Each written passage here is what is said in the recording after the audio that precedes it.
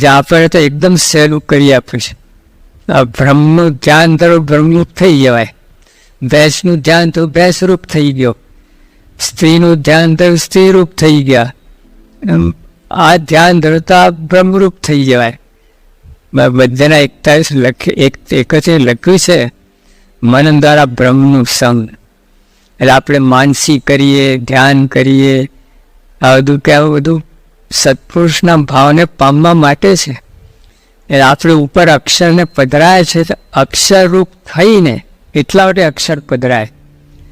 પછી પૂછે ઉપાસના. એટલે ઉપાસના તો 2 જ ચરણની છે, શ્રીજી મહારાજની જ ઉપાસના. હા, અક્ષય ઉપાસના નથી. અક્ષર થવા માટે અક્ષરનું ધ્યાન ને બધું ધરવું પડે એટલા માટે જ. બાકી ઉપાસના 2 જ ચરણની છે. એટલે આપણે શાસ્ત્રીય જ્ઞાન એટલું સરસ ચોખ્ખોટમ કરી આપ્યું છે, બધું તૈયાર થારી પીરસેલી છે. મળમ કોળિયા મૂકવાની જરૂર છે. એક શેઠ હતા, જમવા બેઠા, પરસેવો થાય ને શેઠાણી પંખો નાખે ને મોડામાં કોળિયું મૂકે. આટલું બધું તો પરસેવો થાય એટલે શેઠાણી કે તમને હું પંખો નાખું છું, કોળિયું મોડામાં મૂકું તો પરસેવો કેમ થાય છે? એ કે ચાવે છે કોણ? તારો બાપ કે?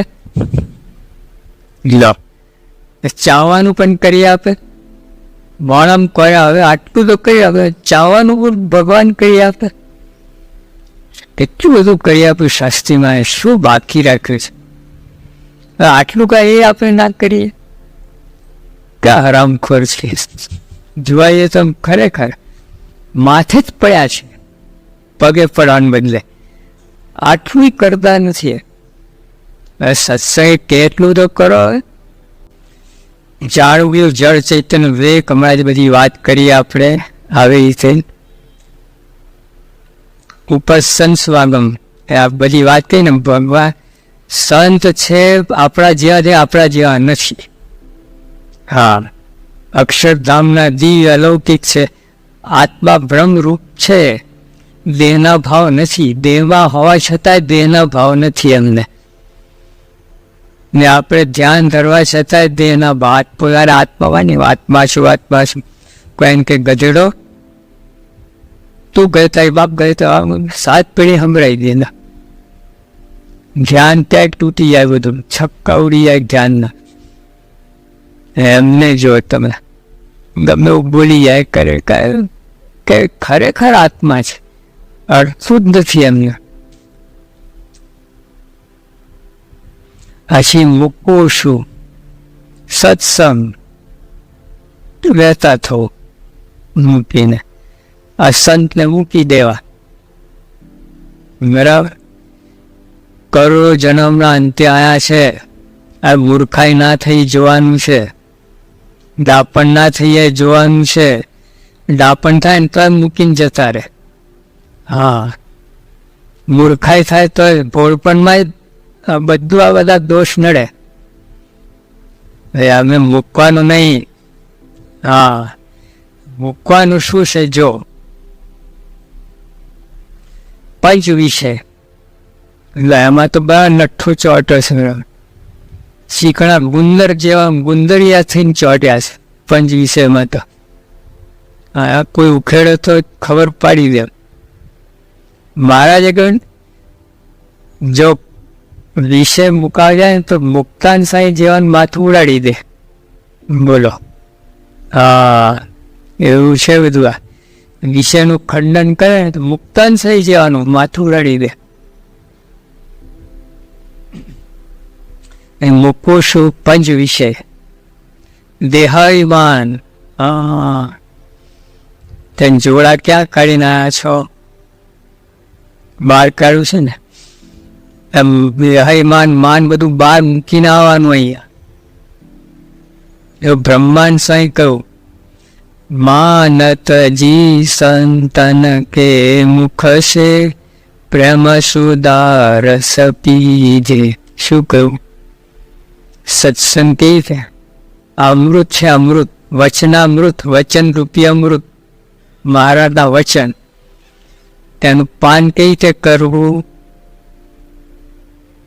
માન મૂકીને, માન તજી સંતન કે મુક્ષ, માન મૂકી દેવું પડે તો અંદર કથા ઉતરે, નહીં તો બાઉન્ડ રિબાઉન્ડ થાય. બોલ આપણે નહીં, રબરનું બોલ દિવાલમાં મારો શું થાય? પાછું આવે. એવું થાય.